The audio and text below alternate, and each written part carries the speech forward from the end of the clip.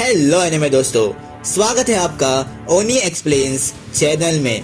तो आज हम देखेंगे टोक्यो रिवेंजर्स सीजन 3 के एपिसोड 6 को। अभी तक आपने पिछली वीडियोस नहीं देखी तो उसकी आपको लिंक डिस्क्रिप्शन में मिल जाएगी। तो चलिए जानते हैं आगे कहानी में क्या हुआ। अब तक हमने देखा कि फर्स्ट डिवीजन माइकी को मोचो के बारे में बताता है। फिर हमें तोमन की मीटिंग दिखती है जहां हमें पता चलता है कि मित्सुया और स्माइली को तेंजुकु के गुंडों ने मारा होता है। तोमन के पास तेंजुकु से लड़ने के लिए ज्यादा कैप्टन ना होने के कारण माइकी बिना कैप्टन्स के टीम को लीड करने की सोचता है। नेक्स्ट सीन में हमें ग्रेवयार्ड का सीन दिखता है जहां इजाना आता है। तभी वहां माइकी और एमा भी आ जाते हैं।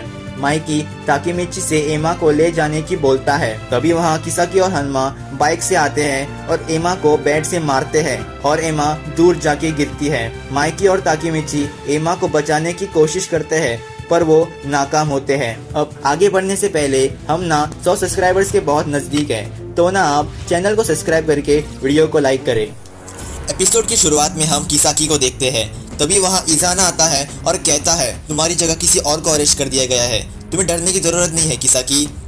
तभी किसाकी कहता है मेरे सिवा माइकी को कोई नहीं जानता। माइकी को तोमन में उन लोगों के साथ नहीं रहना चाहिए क्योंकि मुझे माइकी का पोटेंशियल यूज करना है। इसलिए मैंने पहले ड्रैकन को कियोमासा के हाथ मारने का सोचा, इससे माइकी अकेला पड़ जाए और मेरे साथ मिल जाए। पर वो मेरा प्लान फेल हो गया हानागाकी ताकेमिची की वजह से। फिर मैंने माइकी के लिए वालहला बनाई जिससे माइकी उसका लीडर बन पाए। इस बार बाजी के दखल अंदाजी के कारण मैंने कात्सुरो का इस्तेमाल किया उसे मौत के घाट उतारने के लिए। जो भी मेरे प्लान के बीच आएगा वो मरेगा। तभी इजाना कहता है अच्छा तो एमा भी तुम्हारे प्लान के बीच थी, ये मुझे कुछ समझ नहीं आया। ये काम तुम किसी और को भी बोल सकते थे पर तुमने अपने हाथ गंदे किए। तभी किसाकी कहता है मैंने तुम्हारी बहन को मारा, तुम्हें फर्क नहीं पड़ता। इजाना बोलता है फर्क, वो मेरी बहन नहीं थी। मैंने 10 साल फोस्टर होम में निकाले पर मुझे सिर्फ एक इंसान देखने आया करता था जो कि शिनचिरो था, जिसने मेरे अकेलेपन को अपने प्यार से भरा। शिनचिरो के सिवाय सबको मरना होगा। किसाकी जो मुझे चाहिए वो तुम कर रहे हो, इसलिए मैं तुम्हें अपने आप को इस्तेमाल करने दे रहा हूँ। तभी इजाना सोचता है अभी माइकी मेरी तरह अंदर से खोखला बन चुका है, यही समय है माइकी को अपने साइड करने का क्योंकि उसका इस दुनिया में कोई नहीं बचा सिवाय मेरे। इजाना बोलता है तोमन तुम्हारी है किसाकी। फिर किसाकी सोचता है अब तुम क्या करोगे हीरो। नेक्स्ट सीन में हम ड्रैकन को देखते हैं जो कि पूरी तरह शॉक में होता है एमा को अपने सामने मरा देख, और माइकी सदमे में होता है। तभी ड्रैकन आता है और माइकी से कहता है माइकी मुझे तुमसे बात करनी है। फिर नेक्स्ट सीन में हम उन्हें बाहर देखते हैं। तभी ड्रैकन माइकी से पूछता है ये क्या हुआ माइकी।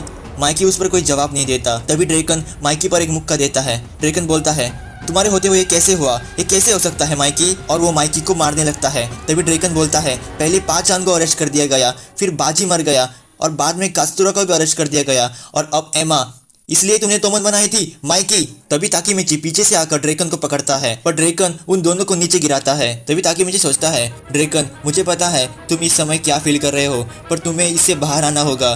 तभी ताकेमिची हिना को याद करते हुए बोलता है मुझे हिना को एक बार फिर देखना है और उसे आई लव यू बोलना है। ये दोनों इसे कभी एक्सेप्ट नहीं करेंगे क्योंकि ये मेरी तरह टाइम ट्रेवल नहीं कर सकते, ये खत्म हो चुका है, मैं पास्ट को चेंज नहीं कर सकता। नेक्स्ट सीन में हमें तोमन दिखती है जो कि ड्रैकन माइकी और ताकेमिची की राह देख रही होती है।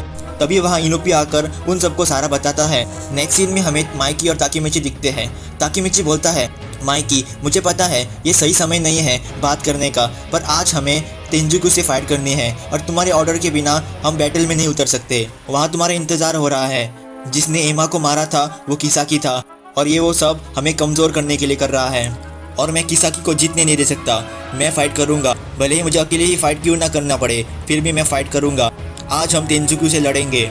ताकेमिची वहाँ से जाता है। तभी वहाँ हिना आती है और एमा को देखकर रोने लगती है। तभी ताकेमिची मिमिक्री करके उसे मनाने की कोशिश करता है पर हिना समझ जाती है कि वो ताकेमिची है। तभी वो ताकेमिची को देखती है। ताकेमिची बोलता है जब मैं 21 साल का था तब मैं डिपार्टमेंटल स्टोर में काम किया करता और ये मैं अक्सर बच्चों को खुश करने के लिए करा करता था पर इससे बच्चे और रोते थे। जब मैं 26 साल का हुआ तब मेरी लाइफ पूरी तरह बदल गई। मैं अपने प्रॉब्लमों से भागता रहा, मेरी जिम्मेदारियों से भागता रहा, पर मैं जा रहा हूँ क्योंकि कुछ काम है जो कि मैं अभी भी कर सकता हूँ क्योंकि हीरो भागते नहीं हैं। तभी ताकेमिची सोचता है मैं तुम्हें बचाऊंगा हिना, भले ही आज मैं मर ही क्यों नहीं जाता, फिर भी मैं इसे खत्म करूंगा। चलो ये खत्म करते हैं किसाकी। तभी चिफुयू ताकीमिची का इंतजार कर रहा होता है। चिफुयू ताकीमिची को तोमन की मीटिंग में लेके जाता है। चिफुयू सबसे कहता है आज हमारे लीडर की बहन नहीं रही। तभी सारे मेंबर्स हैरान होते हैं। तभी इनोबी बोलता है बिना किंग के आर्मी को कोई लीड नहीं कर सकता, इससे तोमन हार जाएगी, हमें इस फाइट को किसी और दिन रखनी होगी। तभी ताकीमिची बोलता है तुम सही हो, पर तोमन आज तेंजुकू से लड़ेगी। तभी सारे मेंबर्स चिल्लाने लगते हैं कि तुम्हें किसने माइकी बनाया, तुम तोमन का चार्ज कैसे ले सकते हो, अगर तुम्हें फाइट करनी है तो अकेले लड़ो। और वो सब जाने लगते हैं। तभी ताकीमिची सोचता है अगर आज हमने फाइट नहीं की तो किसाकी जीत जाएगा, अब जो भी करना होगा मुझे अकेले करना होगा।